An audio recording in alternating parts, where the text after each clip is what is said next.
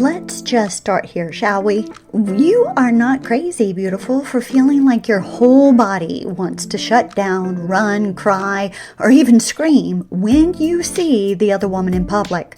That moment can feel like betrayal is happening all over again.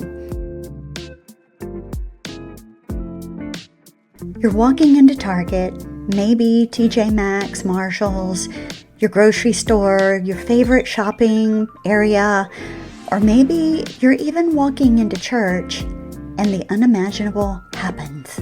You see the other woman. Just the thought alone can make your stomach twist in knots, right? Well, this episode today, beautiful, will help you understand the emotional landmines that moment holds, how to respond with grace and groundedness, and why confrontation is never the path to healing. So stay tuned. Hey, beautiful. Are you done with the pain, devastation, and overwhelm that marital betrayal has thrown at you? And you need a real roadmap to recovery. And you also desire to heal God's way. Well, you're in the right place. Hi, I'm Lisa, a betrayal trauma and infidelity recovery specialist who went from being crushed and humiliated by my own husband's affair to a global sought-after recovery specialist, helping Christian women and couples just like you heal and recover from the devastation of marital betrayal, all while doing it God's way. Are you ready to dive in? I know I am. So, grab your favorite latte, maybe a glass of wine, snuggle up with your favorite blanket on the couch, and let's focus on you right now. Let's do this, beautiful.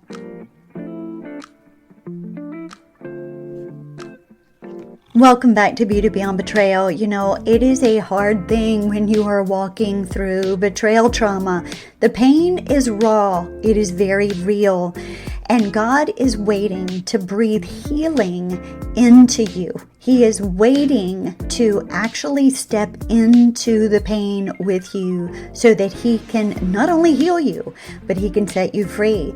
Now, I'm also here to help kind of guide you along the way. And today we're going to dive into a moment that many women often fear. What do you do when you see the other woman in public? Some of you, your stomach just dropped. I know, right? I've had many people ask me, what do you do with this, Lisa? Especially if it's a coworker that, you know, your husband works alongside, or maybe it's someone within the church.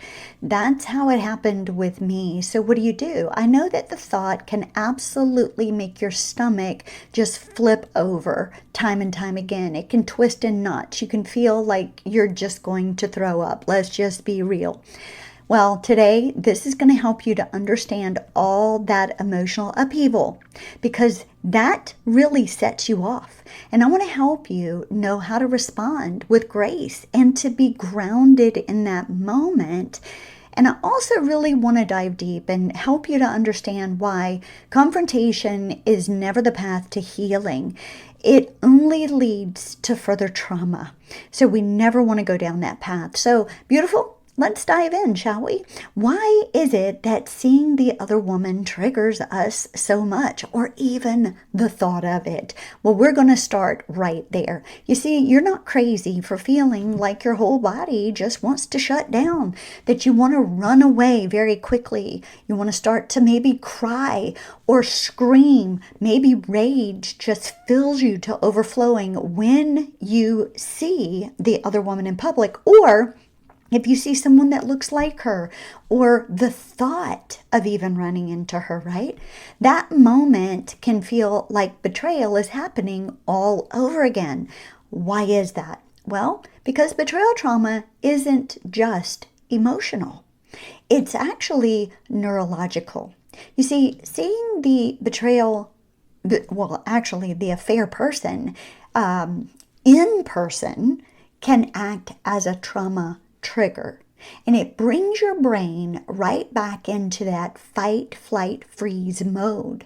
That's where your heart may race, your chest may tighten, and intrusive thoughts start to flood your mind. Things like, what do they think of me?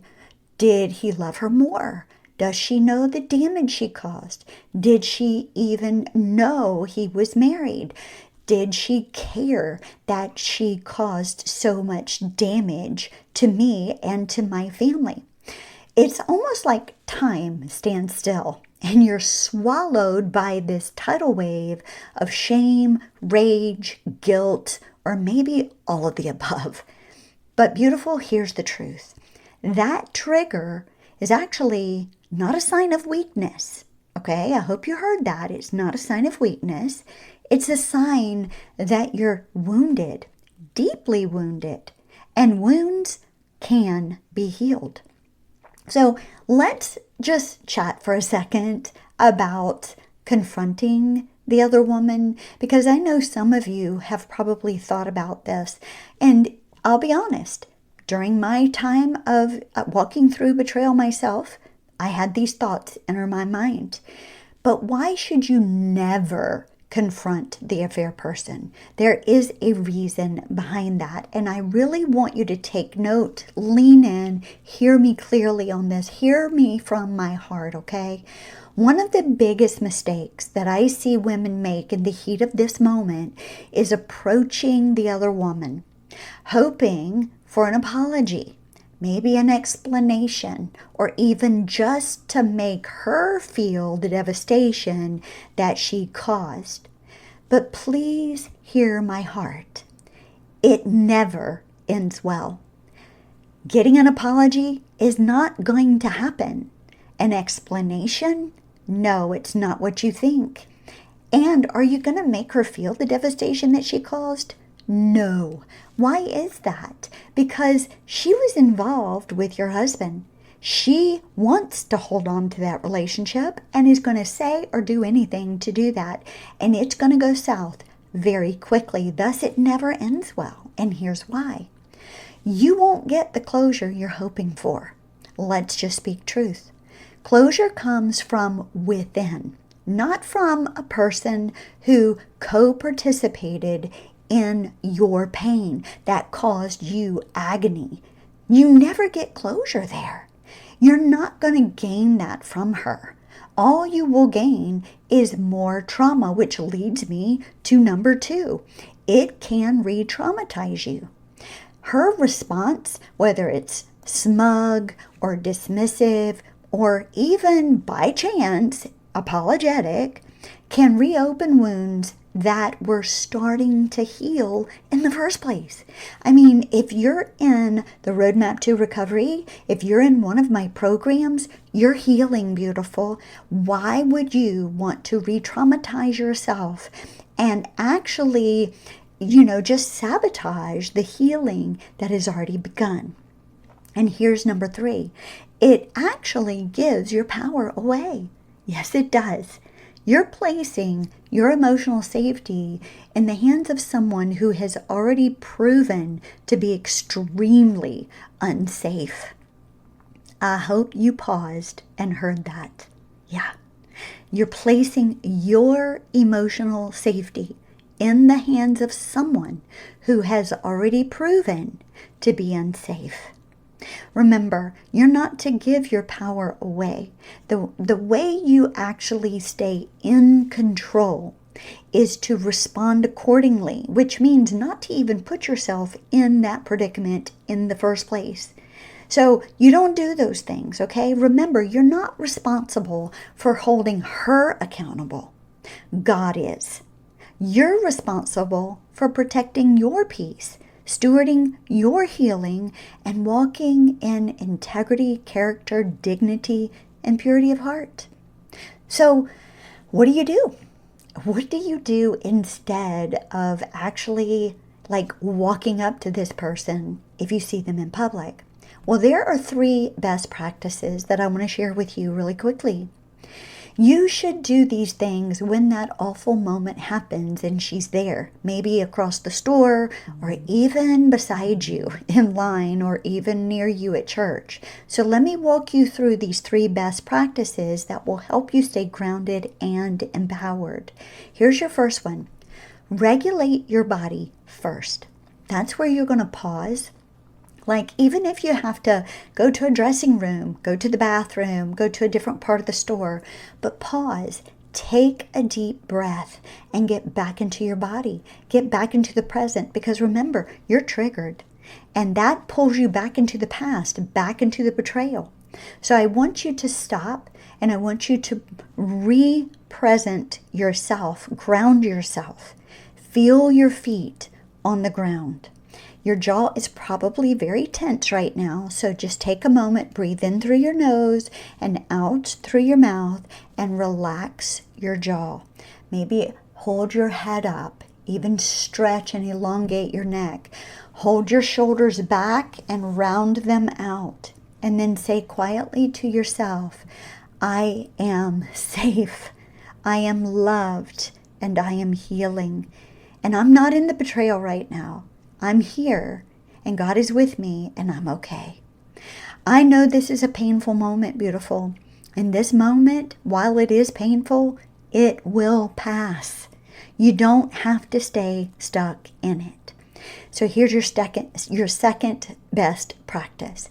Make a shift and peacefully exit where you are. If you are that triggered, don't stay in the store. Don't stay in those areas where she is.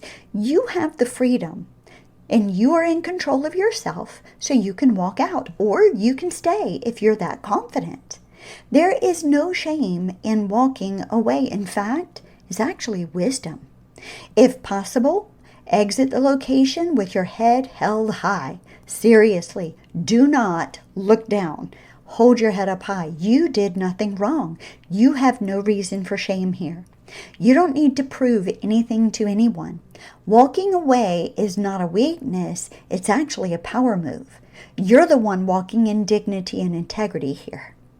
And here's the third one. Process with a safe person, or even journal it. So when you're out of the situation, when you get into your car, it's time to let those emotions move through you. Don't just suppress them. Don't push them down, shove them under the rug. No.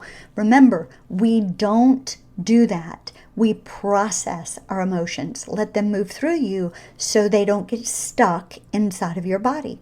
So this is where you send an SOS. You call a trusted, safe friend, a family member that knows your journey, right? You send an SOS out. Those of you who are my clients, that's when you send me a Voxer and you say, hey, this just happened to me. What do I need to do, right? So I can walk you through that.